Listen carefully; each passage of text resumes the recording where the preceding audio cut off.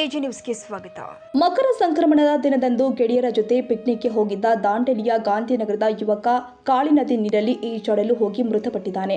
ದಾಂಡೇಲಿಯ ಗಾಂಧಿನಗರದ ನವಾಜ್ ಶಬ್ಬೀರ ನಾಯ್ಕ ಎಂಬಾತನೇ ಕಾಳಿ ನದಿಯಲ್ಲಿ ಮುಳುಗಿ ಮೃತಪಟ್ಟ ಯುವಕನಾಗಿದ್ದಾನೆ.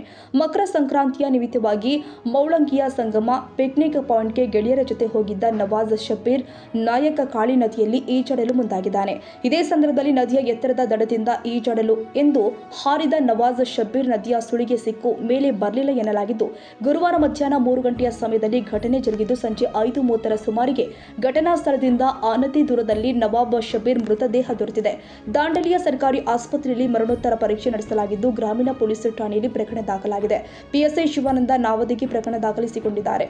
ಮಕರ ಸಂಕ್ರಮಣದ ದಿನದಂದು ಸುತ್ತಮುತ್ತಲ ಯುವಕರು ಹಾಗೂ ಜನ ಮೌಳಂಗಿ ಸಂಗಮ ಹತ್ತಿರ ಪಿಕ್ನಿಕ್ ಎಂದು ಹೋಗುವುದು, ಎಂಜಾಯ್ ಮಾಡುವುದು ಈ ಹಿಂದಿನಿಂದಲೂ ನಡೆದುಕೊಂಡು ಬಂದಿರುವ ವಿದ್ಯಮಾನವಾಗಿದೆ.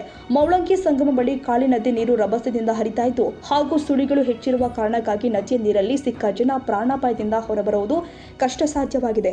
Sadiq Mulla, Dandeli, AG news.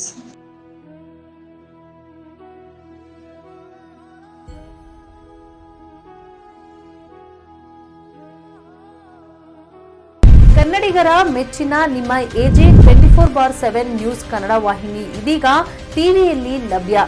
ವೇಳೆ ನೋಟಿಸ್ ಕೊಟ್ಟಿದ್ರೆ ವಾಪಸ್ ತಗೋತೀವಿ. ಇವತ್ತು ವಕ್ಫ್ ಪ್ರಾಪರ್ಟಿ ಅಂತೇಳಿ ಬರ್ತದೆ ಅಂತ ಹೇಳಿದ್ರೆ ರೈತರು ಬೀದಿಗೆ ಬಂದು ಏನ್ ಮಾಡ್ಬೇಕಾಗತ್ತೆ? ಯಾರು ವೋಟ್ ಹಾಕಿಲ್ಲ ಅಂದ್ರೆ ಗ್ಯಾರಂಟಿನೆಲ್ಲ ಸ್ಟಾಪ್ ಮಾಡ್ಬಿಡ್ತೀವಿ.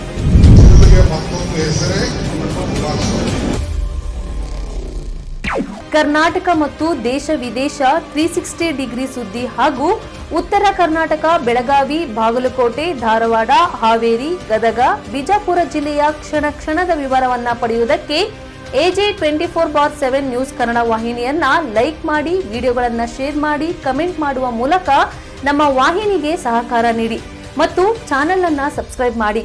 ಧನ್ಯವಾದಗಳು.